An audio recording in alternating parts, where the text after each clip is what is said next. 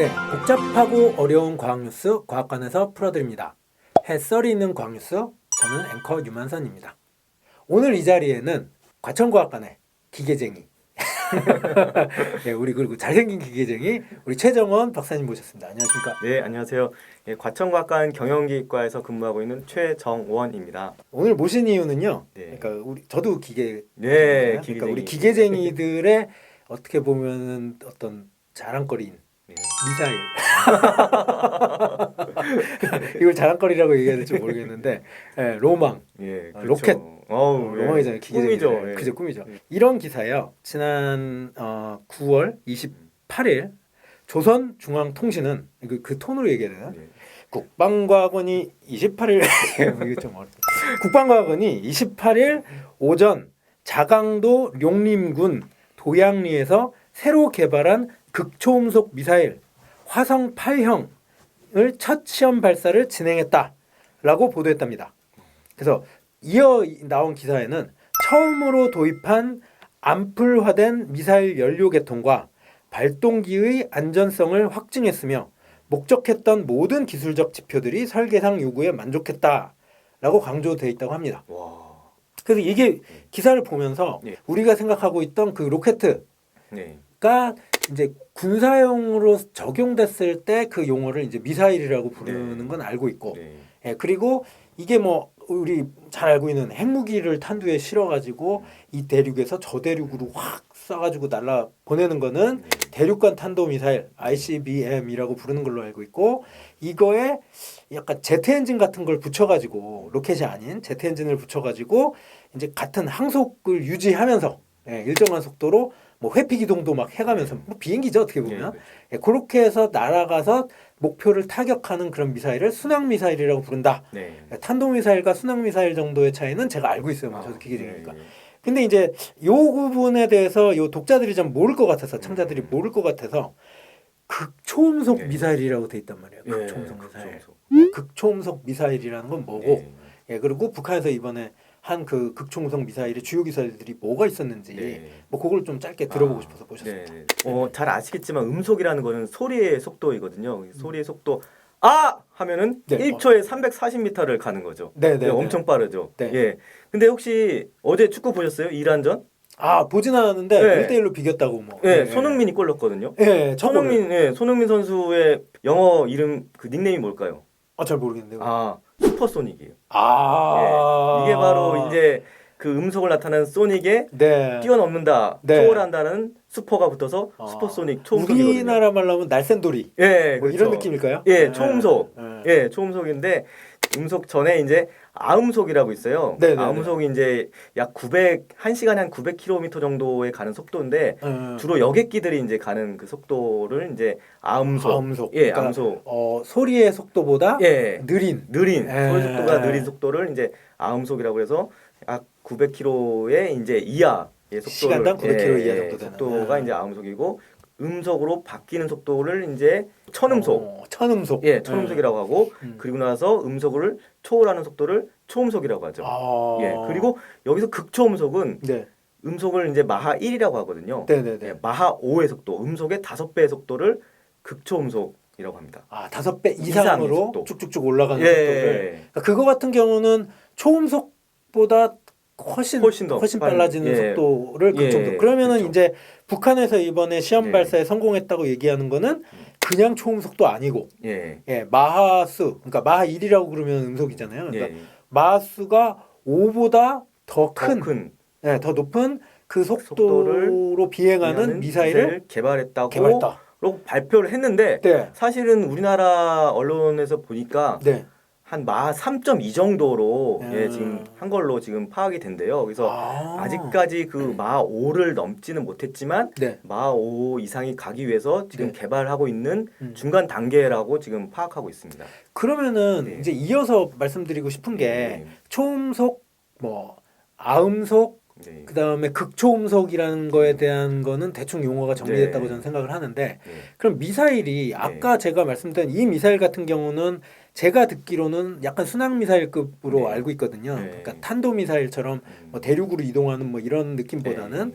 근데 이 그 순항 미사일의 극초음속이 초음속이 들어갔을 때 예. 예, 그때 그 엔진이 음. 예, 기존 엔진과 같지 않다고 네, 알고 있어요. 그렇죠. 예, 그럼 여기서 어떤 기술이 적용이 될까요? 엔진 기술이? 근데 이번에 이제 북한에서 쏘아 올리는 화성 8호의 경우에는 네. 그 극초음속 순항 미사일 타입은 아닙니다. 아, 그래요? 예, 극초음속 오. 미사일 타입이 극초음속 순항 미사일 타입이 있고 네. 극초음속 활공체 방식이 있어요. 활공체 방식. 예, 이번에는 네. 극초음속 활공체 방식입니다. 어. 로켓처럼 공으로 쏘아 올려서 예. 거기서 그 활공체를 떨어뜨려서 아. 그게 이제 극초음속으로 날르면서 네, 네. 예, 네. 떨어지는 그런 방식입니다. 오. 네. 그러니까 일반 순항 미사일은 제가 알기로 약간 저고도에서 예, 그렇죠. 일정한 속도로 그냥 쭉 나는 그런 네네. 미사일로 알고 있는데 예. 이거는 활공체, 활공체 약간 미사일이다.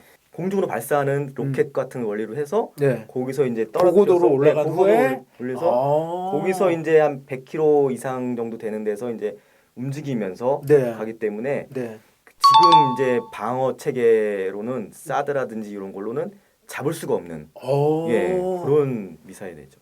다음으로 드리고 싶은 질문은 극초음속까지 어떻게 가속이 되나요? 이 미사일은? 예, 이게 탄도미사일처럼 네네. 공중으로 로켓을 발사를 해서 네. 거기서 활공체가 네. 떨어져서 활공체가 자유낙하하면서 급가속을 하게 됩니다. 그러면서 극초음속까지 가서 이렇게 가속을 한다. 네, 그러니까 어떻게 보면은 로켓 부스터를 이용해서 네, 탄도미사일처럼 네. 고궤도로 올라가면 올라가서, 우리가 아는 위치 에너지가 그렇죠. 엄청나게 상승을 하고 네. 그 에너지가 다시 떨어지면서는 운동 네. 에너지로 변환이 되는데 네, 네. 그냥 일반 탄도미사일처럼 그냥 포물선을 그리면서 포물선 떨어지는 그런 구조가 형태는 아니라 아니고, 예. 나름 비행기처럼 활공은 예. 한다는 얘기네요. 네. 어떻게 보면 순항미사일의 장점과 예. 탄도미사일의 장점을 이렇게 합친 그런 미사일이라고 이해하면 될까요? 네, 그럴 수 있어요. 아, 그러면 이제 이런 질문도 또 드릴 수 있을 것 같아요. 이 조선중앙통신, 네. 예, 북한에서 제일 믿을 만한 네. 통신인 조선중앙통신에서 두 번째로 이제 언급한 처음으로 도입한 암풀화된 미사일 연료 계통, 네. 예, 이게 안정성을 확증했다라고 얘기하는데 암풀화라는 게 네. 예, 암풀화된 연료 계통이라는 게 무슨 뜻인가요? 네, 이게 암풀은 이제 영어로 하면 앰플인데요. 앰플. 우리 앰플. 주사 예, 주사 맞을 때 앰플에서 이제 이렇게 생긴 거 하잖아요. 있잖아요. 예. 예. 이게 사실은 속도가 빠른 것보다 네. 앰플화된 게 더 훨씬 무서운 기술이거든요. 아, 무기로서는? 예. 오, 그게 뭔가요? 왜냐하면 이 미사일은 이제 액체 연료를 사용하는 네. 예, 로켓을 이용한 미사일인데 네. 액체 연료를 사용한 로켓은 그 로켓의 연료와 산화제를 네. 발사 직전에 주입하게 돼요.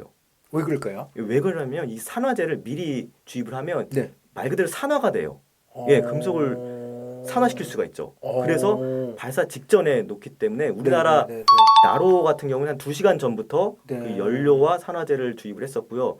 이번에 10월 21일 날 발사나요? 누리호? 네, 네, 네. 누리호는 이제 4시간 전부터 요걸 주입하게 됩니다. 아. 그렇기 때문에 북한에서 만약에 발사 징후가 있다 네. 하면 이거를 주입하는 시간이 그 인공위성이라든지 무인 항공기에 포착될 수 있기 때문에 네. 사실은 이게 굉장히 취약한 거였죠. 알게 되고 노출되면 몇 시간부터 충진하고 있다고 그러면 네. 공격 들어가겠네요. 그렇죠. 상대국에서. 예, 다 네, 네. 대비를 할 수가 있죠. 네, 네, 네. 근데 이거는 앰플화라고 그래서 사전에 네. 그런 액체 연료를 이제 담아놓고 있다가 네. 탱크 같이 있다가 그거를 바로 장착한 상태에서 오. 쏘기 때문에 그냥 바로 쏠 수가 있는 거죠.